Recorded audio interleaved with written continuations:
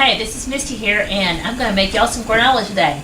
And this is a good way to make things out of your stock and out of your storage and preps.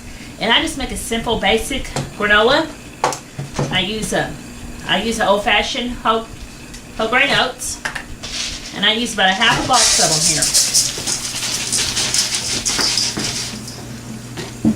here. And then I like to use some cinnamon. And you really want to do it to your taste, which I like to put quite a bit there.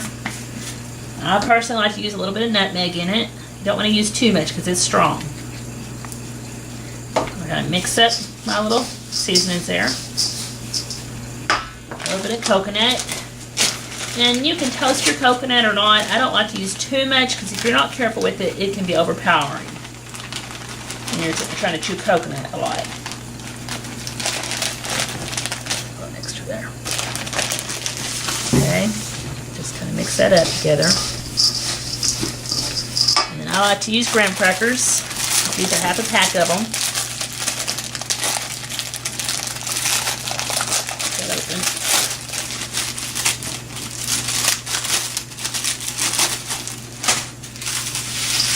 Just crumble them up real good.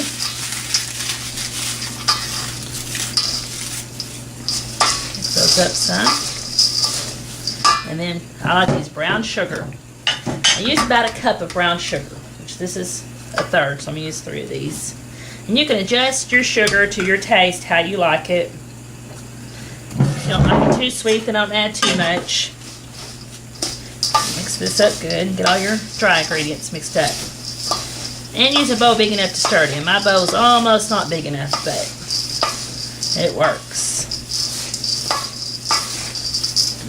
Then I put my wet ingredients in. I like to use a little bit of vanilla, about a teaspoon of vanilla. A little bit of honey. About a tablespoon or so. Then you want your oils. I'm going to use about that much butter. And then peanut butter is going to be my main oil.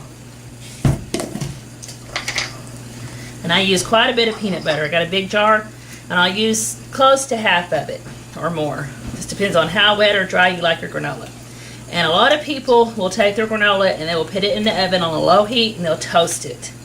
And it's very good that way if you're going to keep it for long-term storage. But when I make this up, it ends up to be about a gallon jar of it or a little more. And we like to eat it fresh while it's wet. And then that way you just keep it in your refrigerator. But if you're going to keep it for long term, you do want to dry it and toast it. And then just slowly start mixing all that up. I just pull it over here, and before I'm done, I will use my hands to blend it up good. Okay, let me get this blended some, and I'll be back in just a minute to show you what it looks like. Alright, I got this mixed together, and that's what it looks like. And this also, whenever you eat it cold like this, I like to put it in the refrigerator and let all the flavors set together, and it just tastes a lot better when it's cold if you're not going to dehydrate it. And I used almost the whole entire jar of peanut butter, and I ended up using a cup and a third of a cup of sugar. I used about a half a cup of coconut and about a half to 3/4 of a cup of butter. And I'll put all that down there. And a lot of times I have made the granola a whole lot without any graham crackers or without any coconut. If I don't have it, I just make it without it. And it just goes a lot further. It's the only way I can really get my family to eat oatmeal. The little ones like it, but everyone else don't. Anyway, this is it. This little peanut butter ball in it. Tastes really good. Thanks for watching. Y'all have a good day. God bless.